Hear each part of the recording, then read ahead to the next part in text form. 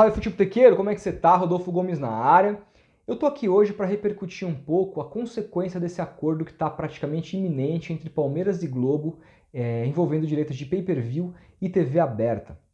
Como vocês sabem, está praticamente certo, já trouxemos essa informação aqui que estaria muito próximo. Jornalistas já vão cravando que esse acordo já saiu, que está a pequenos detalhes de ser assinado e que inclusive Botafogo e Palmeiras no próximo final de semana, sábado, já terá transmissão do Premier.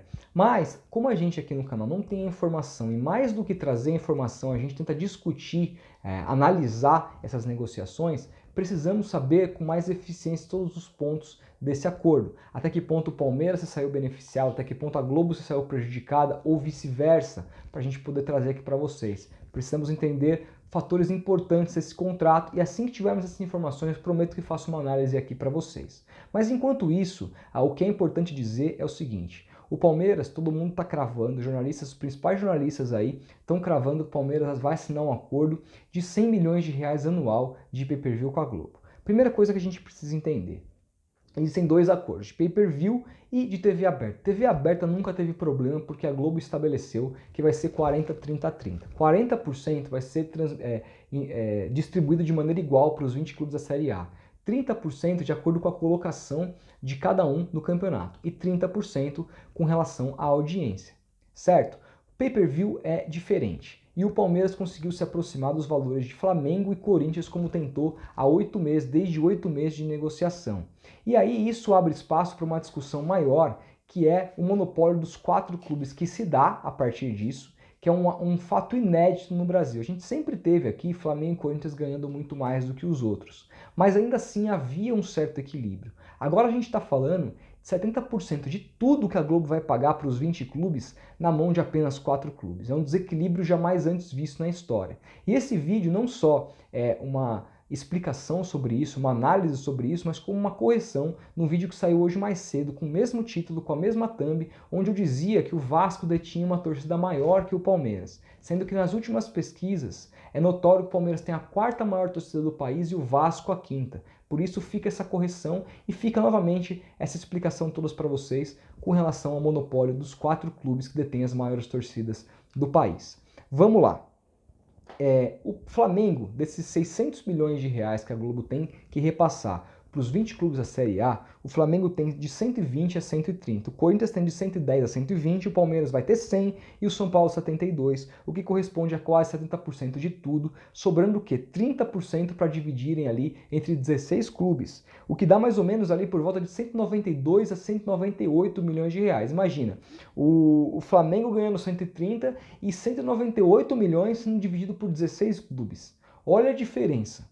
Olha a diferença, olha como é que tá aí. E esses 16 clubes estão inclusos clubes como Cruzeiro, como Vasco, como Santos, como Fluminense, como Botafogo, como Atlético Mineiro, como Grêmio, como Inter. Olha o tamanho desses clubes que vão ganhar uma ninharia. E aí muita gente tende a culpar primeiro a Globo, né? Vai falar, não, porque a Globo é isso, enquanto não acabar o monopólio, nananã. Primeira coisa que a gente precisa entender, a Globo é uma empresa que para ela seria mais interessante pagar o mesmo valor para todo mundo. Ela não paga mais para o Corinthians e para o Flamengo porque ela acha eles bonitinhos, porque ela tem simpatia por eles. Porque a Globo, o principal produto dela não é o Corinthians e o Flamengo, o principal produto dela é o campeonato.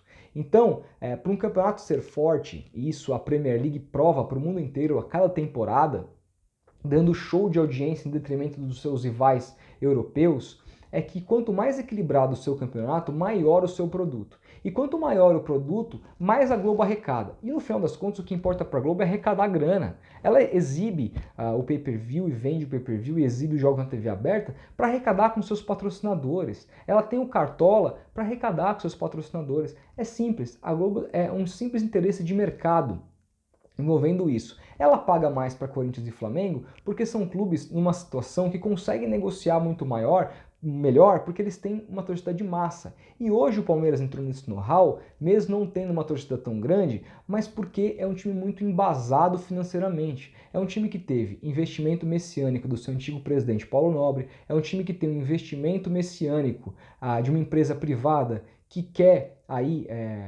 presidenciar o clube, que é o caso da Leila com a Crefisa. É um time que teve uma arena criada num momento muito importante, numa área super bem localizada na cidade de São Paulo.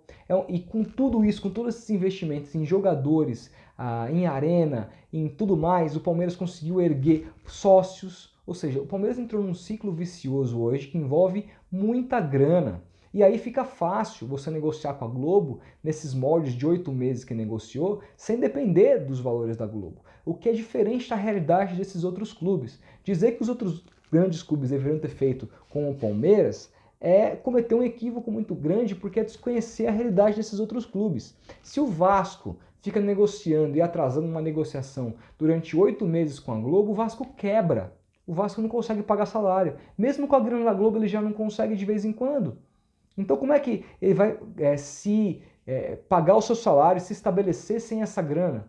Hoje os clubes fundamentalmente dependem da grana da televisão, então eles estão todos amarrados.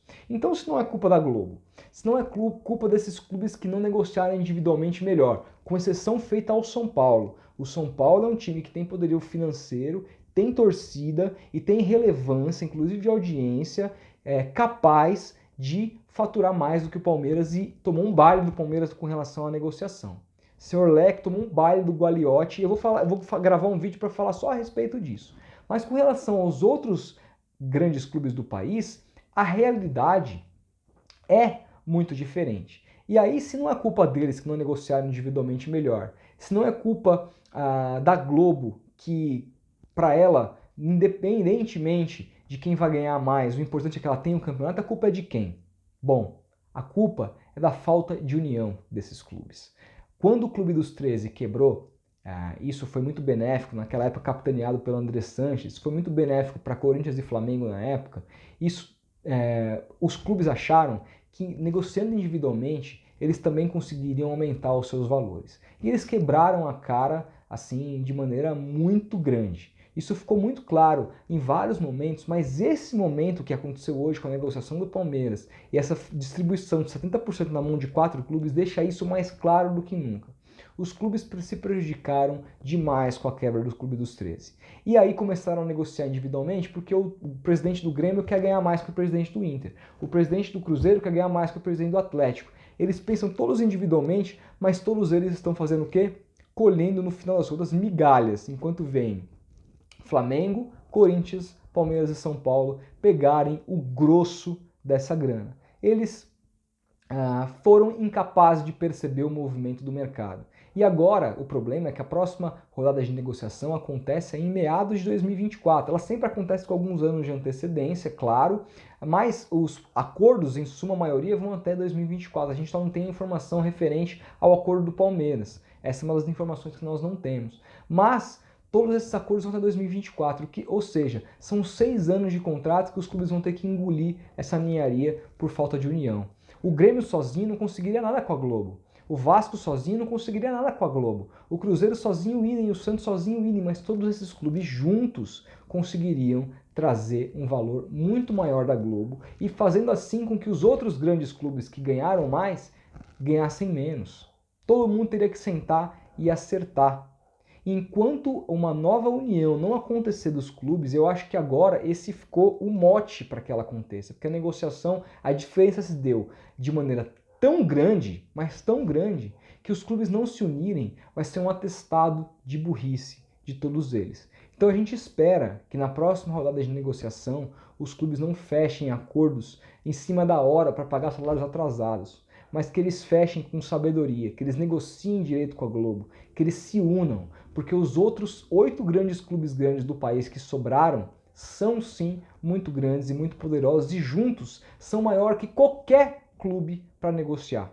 Então, fica essa dica. Se você torce para algum desses 8 clubes que foram prejudicados, você como torcedor pressione o seu presidente a unir-se com os outros demais presidentes. Um e-mail poderia ter resolvido tudo isso e não foi. Hoje, clubes colhem migalhas e vêm 4 grandes clubes despontarem cada vez mais para disputar todos os títulos do futebol brasileiro nos próximos 6 anos. E é isso que eu queria falar para vocês aqui hoje, por isso peço a opinião de vocês aqui no comentário, deixar um like se gostou do vídeo, não esqueça de assinar o canal, e é isso. Grande abraço e até o próximo vídeo.